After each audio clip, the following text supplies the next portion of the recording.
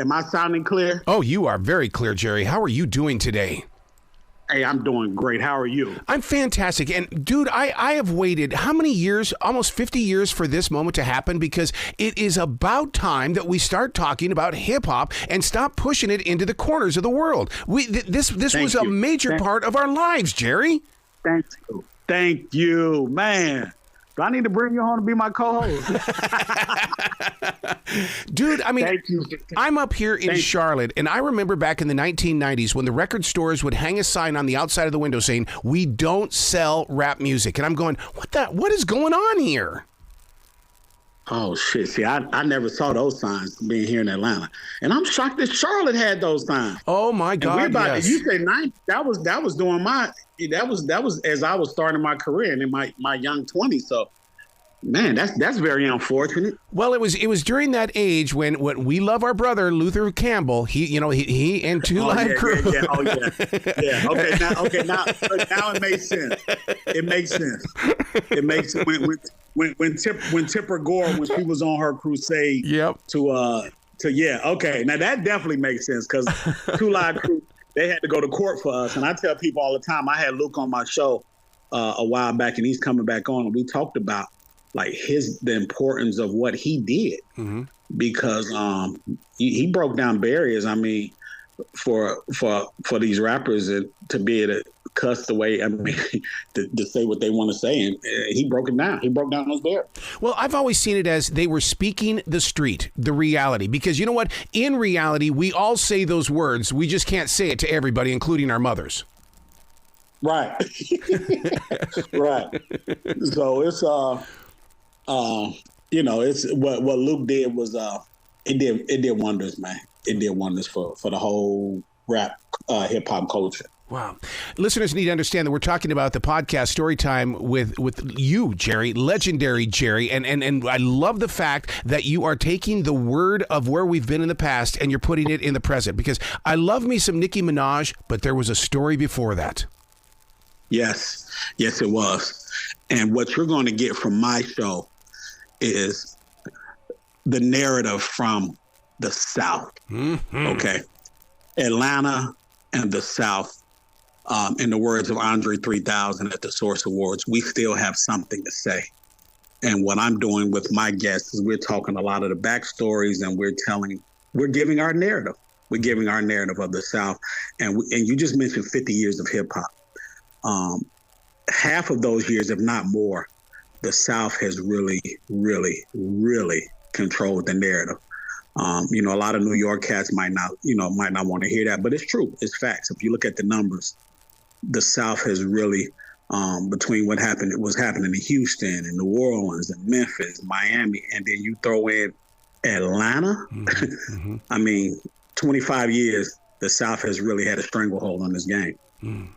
You know, you bring up in the first episode Hot 107 and how that opened up an entirely new door for so many things. Yep.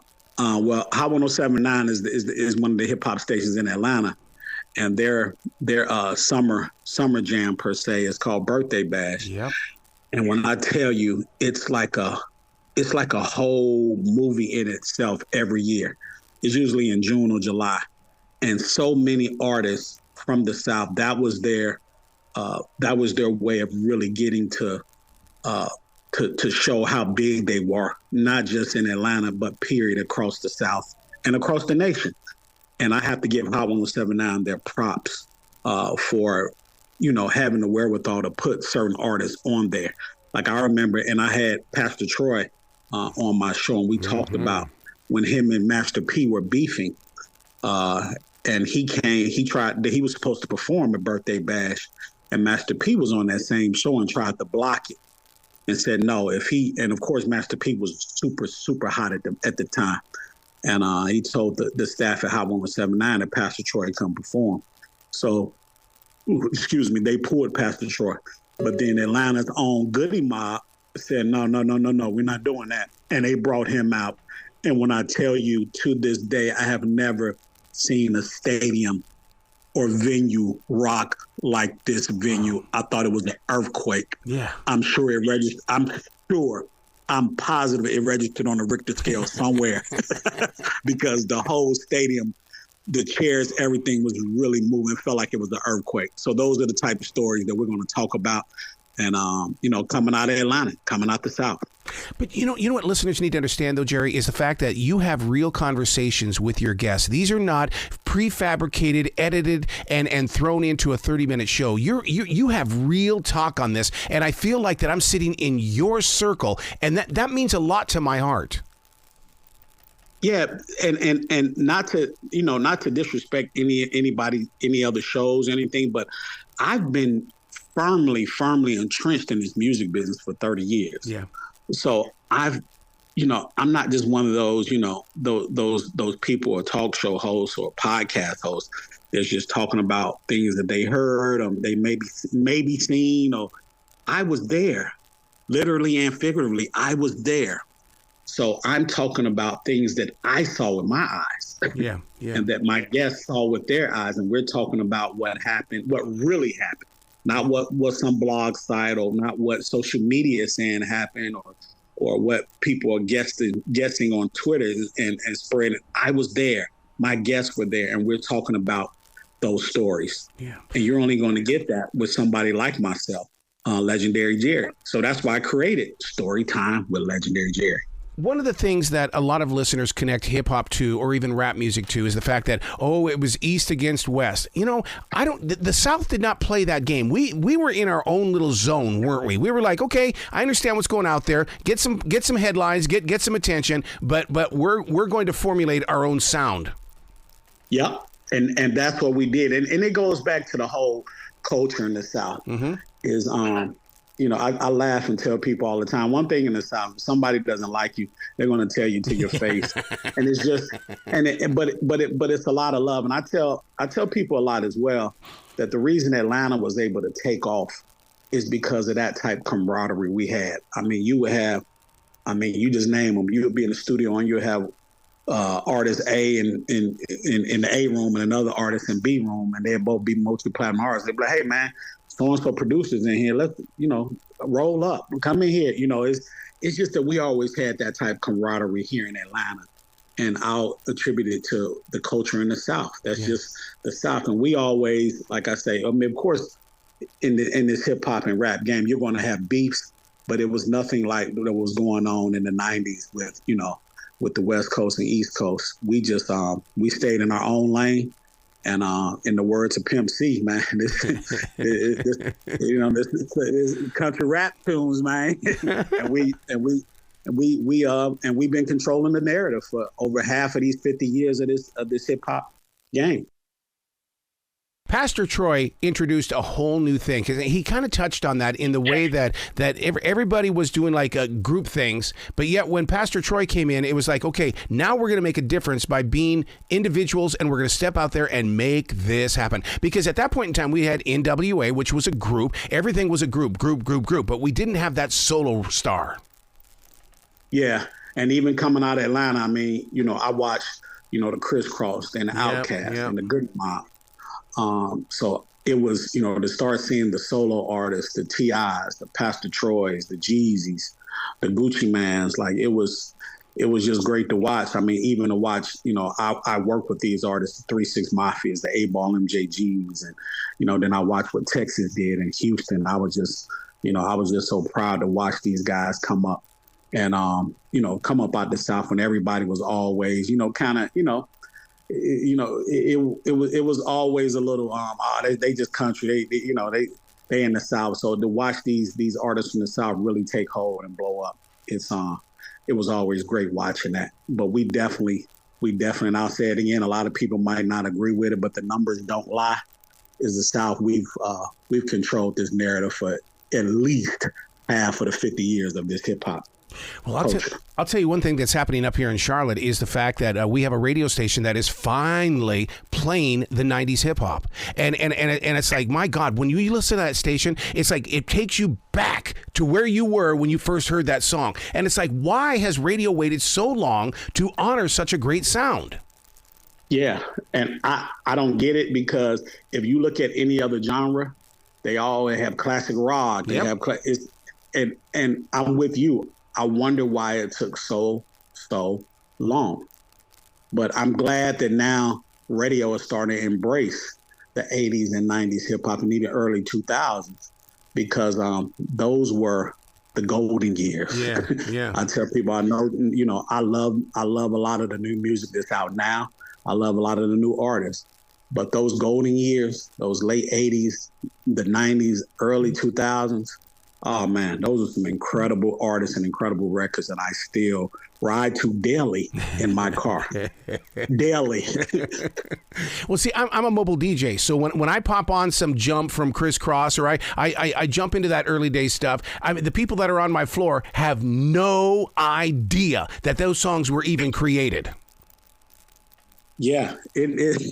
Wait, hold on. You said they don't even know that they were created? It's just a song. It's part of my generation today. Oh, is it new? What is this, man? And you sit there and you look at these, because I do a lot of high school dances and stuff like that. And when you pop onto one of those old cuts, because you're taking a chance, man. And when you do that, you're going, oh my God, they reacted to it. I knew they would. Yeah. Yeah. Because one thing about good music, there's not an expiration date on it. and I tell them, all three of my kids are grown, and I'll peep my son listening to some Outkast or UGK, and I just laugh to myself because when he was young and a kid, of course the music was different. It might have been Soulja Boy, it might have been whoever. Yes, yep. And it's always, and I catch myself in the car. I'll be listening to some Earth, Wind and Fire or Wonder, because that's what my parents played in the house. So it's all good music. James Brown, good music has no expiration date. And Criss Cross Jump was a worldwide phenomenon. Yep. So I know with you being a mobile DJ, you're able to play some records from your glory days. Mm-hmm. and then play hits from the day. Yeah. So, and I'll say that good music has no expiration date. Well, you kind of touch on that on the first episode of the podcast in the way that, in fact, I never even thought about this, where the street music versus the stuff that was being played on the radio, two completely different worlds. Yep, totally. And it's it took a while for, I can speak for here in Atlanta, because I remember when the one urban station we had here, they didn't even play rap until 6 o'clock. Wow. It was like between 6 and 10, and 6 maybe in midnight. And then it took for the other urban stations to come into the market and loosen that up. And they loosened it up where, like, okay, now this rap hip hop genre is trending to be the number one, not just in the United States but in the world. And that's what happened. And so radio stations had to loosen up a little bit and be like, okay, this is what what our listeners want, and this is what's driving the station. So they had to switch it up, and and I'm glad they did. But I see there's been a big push, and I'm not mad at it, with R&B coming back, because I love some great R&B music. So and that just challenges a lot of these rappers to really, step your game up. Step your game up. Have you ever sat down with the performers that, before the hip hop, before the rap, the Luther Vandrosses, the Teddy Pendergrasses, Anita Bakers, when they saw this starting to happen right there in front of them, how did they embrace it? Because it was going to take over. I mean, it's taken over country music even today. Yeah. That's a good. I wish I was old enough, or not. I shouldn't say old enough. I wish I was able to sit down with those great artists you named, especially before Luther passed, to ask them what was their viewpoint. Like, how did they see it? Did they see this as my parents told me years ago? Oh, this rap music would be like breakdance. It'll be gone in a few years. Is that how they saw it, or did they see this as being a staple in the community and something that was going to have some longevity? That's a very good question. That makes me want to interview somebody like an Anita Baker and ask them, like, when you saw this rap game blowing up, and you got to think about how it impacted them as well, because with rap being such a heavily sampled, they do a lot of sampling.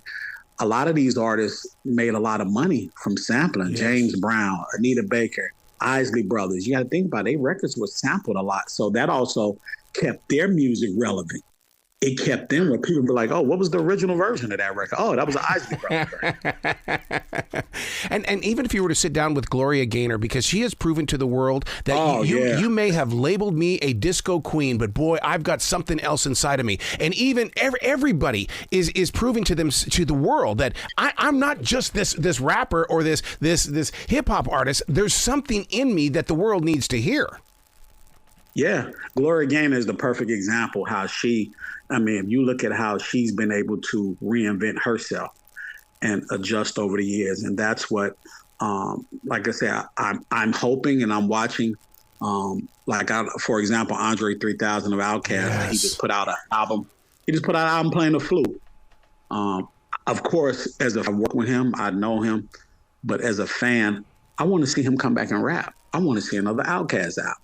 But still, he was able to reinvent himself and put out an album playing a flute. Mm-hmm. So, I give anybody credit and much respect if you're able to just continue to reinvent yourself on a daily basis, because I'm definitely trying to reinvent myself every day. Yeah. Speaking of reinventing, how do you like the way that movie theaters are accepting the fact that, for instance, like with Andre 3000, I was at the one with Kanye, where they're bringing the concert to the people inside the movie theater. Does that take away from the regions of music, or do you think that opens up the door for more people to be in love with music? Good question. I went back and forth on that. I think it really opens the door. I think is able to spread it more to the masses, to somebody who may not have the ability to experience it. Because one thing about a movie theater is everywhere, no matter where you are, rural, urban areas, wherever. So I think it definitely helps spread it. Wow. Sitting down with CeeLo Green. Now that right there, he's on my bucket list, and I'm so jealous of you. I am so jealous of you. I've been knowing, I've been around CeeLo for years. Wow. And when he was young in the Goody Mob, and to see his growth, and I'm on the stress growth, is such an amazing thing. He's just such a good dude and one of the most talented individuals. From a songwriter to a rap lyricist to a singer, man, this guy, he's one of the most talented individuals I've ever encountered. And I have him coming back on Storytime with Legendary Jerry very soon. And we're going to talk about a whole lot. So that's why your listeners have to tune in. If you want to watch me on YouTube and watch and listen, Legendary Jerry Clark channel, or you can go on Apple Podcasts or wherever you get your podcasts and check me out as I interview individuals like CeeLo Green. Yeah. Are you part of the production staff? And the reason why, because I love the length of the podcast, because Charlotte, just like any other city, is a 20-minute town, and you give me everything I need in about 20 to 40 minutes. Yeah, and I try to take into account myself, because when my adult ADD kicks in, and look, and I'm able to admit it now. Maybe I'm able to admit it when my adult ADD kicks in. I zone out. So I wanted to give people a good, 30 minutes, then come back 2 days later. So every week I release an episode on Wednesday, and then I come right back Friday. Yeah. So that way you can take a break. You can be waiting on it. Like, okay, I can't wait to hear what they talked about. So kind of like suspenseful in a way. But I'm glad you said that, because we battled with whether we wanted to just have an hour and a half of a straight interview. And then we came to the conclusion, me and my production team, of chopping it up and breaking it up, because some of these other podcasts that I love, they'll talk for 2-3 hours, and I zone out. That's me. I zone out. So that's why I wanted to make it easier for the listener to be like, okay, let me get a quick 30, 35 minutes, and then I'll come back in a couple of days. Well, I'm so proud of you for keeping this in the history books, because it's too easy to forget. And when you sit down and listen to each one of these episodes, it's like, oh my God, I totally forgot, but I can't forget anymore. Yes. And just wait. When I tell you, I have some upcoming guests a couple that are close to being confirmed that are going to blow you all away. Can't wait. And of course, the conversations are going to be very intense and just knowledgeable. So I'm excited about the podcast. I'm excited about the masses listening to it and watching me. And I'm just excited overall about Storytime with the Legendary Jerry Show. You've got to come back to this show anytime in the future, Jerry. The door is always going to be open for you. Anytime you want me on, I'll even hop on 85 North and drive up the Charlotte and come be in person if you need me to do that. Either one, I'm fine. Thank you again. I appreciate you. Everybody in Charlotte, Mecklenburg County, North Carolina, I love y'all. Make sure you tune in to Storytime with Legendary Jerry. You be brilliant today, okay, sir? All right, you too, sir.